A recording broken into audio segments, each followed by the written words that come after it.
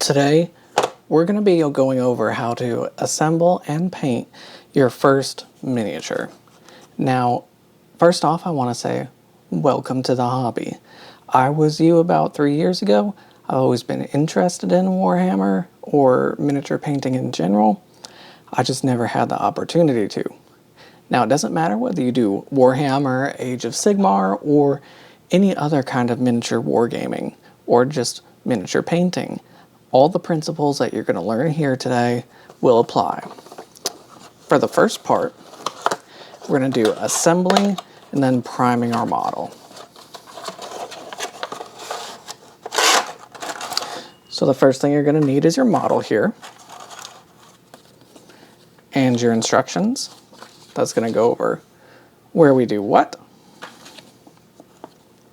And this is actually really neat little packaging. I haven't done any Age of Sigmar models, at least individual ones. So we've got our model here. What else do we need? What other tools do we need?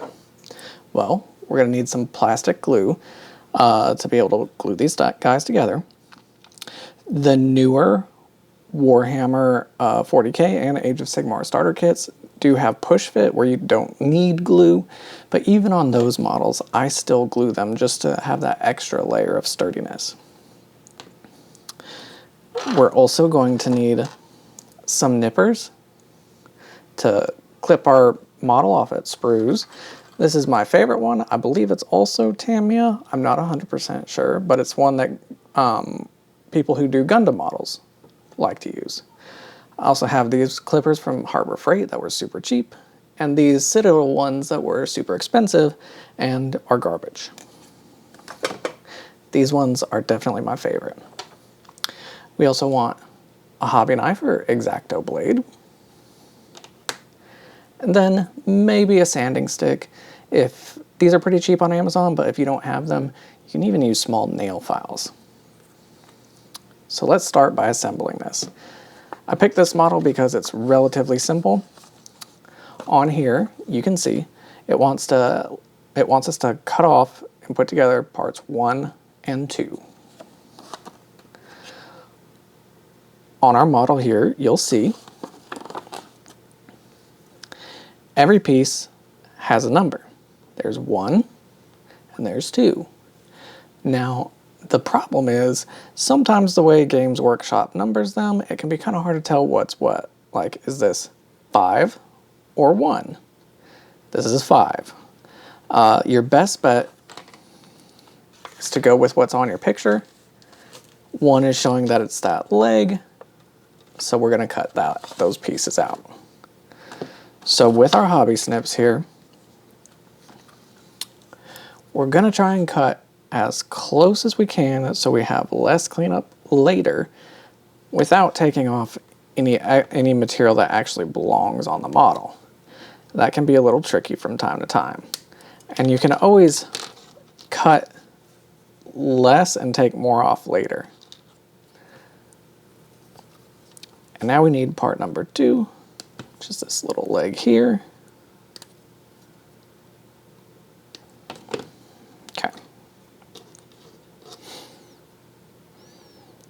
Now, I always like to kind of play with and dry fit things to make sure they're actually going to go together well.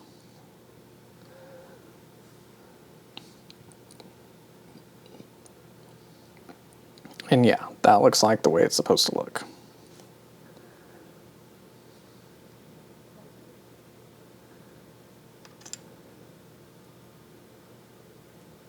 First things first, because this is in a tricky spot, I'm going to take a couple mold lines off. Now it's going to be really hard for you to see them. But on the back of this leg here, there's just a few mold lines in that little snipper part. So what I'm going to do is I'm going to take the back edge, the flat edge, the blunt edge of my hobby knife, and ever so lightly scrape. And that will take the mold lines right off.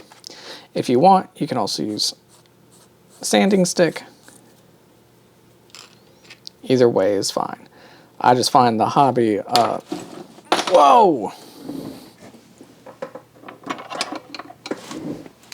Never try to catch a falling knife.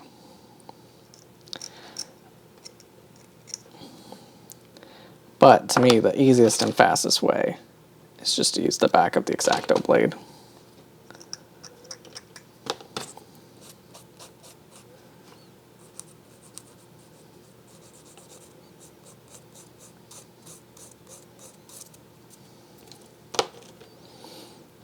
All right. Now the reason I like this Tamiya plastic cement instead of the ones in the bottles is because it's got this nice little brush there.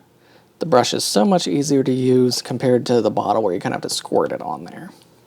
And the brush doesn't clog like the bottles do. Now, how this plastic cement works is it's going to melt the two pieces of the plastic together. So always be sure you're gluing it together correctly, because once it cures, which will be in minutes, it's going to be impossible to take back apart. Again, that's why I said I like to dry fit my stuff to make sure that's where it goes. Okay, just squeeze that together. And then while that dries, we can continue cutting. So what does it want us to do next? Parts 3 and 4. My hobby space always gets a little bit junked up while I'm doing stuff like this. Actually, I'm not even going to lie. My hobby space gets junked up no matter what I'm doing. I'm just a little bit messy. Now, I'm going to tell you guys, I already recorded this video on a different model, but I fudged it up a little bit. It was a model that I'd gotten off eBay as a single unit out of a box set, so it didn't come with any instructions. And for someone who it's their first time putting a model together, as I was going through that footage, I realized it's probably not helpful for them to try and guess how to put something together as their first model. So I pulled this guy out because I knew I still had the instructions for it. Because otherwise, if we were to cut all these pieces out first, which is what I did on the other model, you would have no way of knowing which one goes where other than by guessing, because these don't have numbers on them. The numbers are only on the sprues. So if the pieces are disconnected from the sprues, you don't have the assembly numbers anymore. So we're going to run through this real quick, and I'll see you back in a minute. Hey guys, so I finished assembling the model. It was a little bit more fiddly than I thought it would be with this little walking cane and this sword, but it wasn't all that bad. Now, the next step in the process is going to be painting.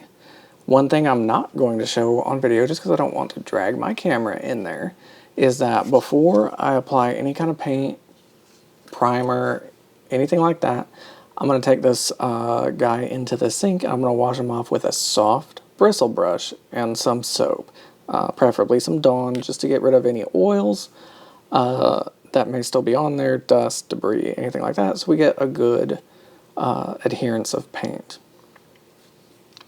So that's it for this, guys. This is just the assembly part, and assembly would take longer. We're only doing one character, but if we were to do, say, this unit of Terminators, assembly would take a good bit longer getting all those guys put together. Next time, well, I just knocked all that over. Next time, we're going to go over the painting process. We're going to prime and then paint this model. I know one of the problems I ran into when I first started was I was being too much of a perfectionist and everything was taking too much time, and it took me weeks to assemble one unit and to get them painted up. We're not going to do that today. We're going to paint them using a mixture of some speed paints and some regular paints, so we could get a really good looking, fun looking paint job without too much effort. Otherwise, you may end up in a spot where you're discouraged because it's taking you so long to get your units done. Now, some people don't mind that. Some people want the process to, be drug out and get the maximum amount of enjoyment time out of it. I'm more in between. I like the art style of it. I like the artistry of it. I don't do a lot of gaming, but if I get stuck on one unit for too long, yeah, it gets discouraging. So come back and see me for the next episode, and we'll go over part 2, priming and painting your model.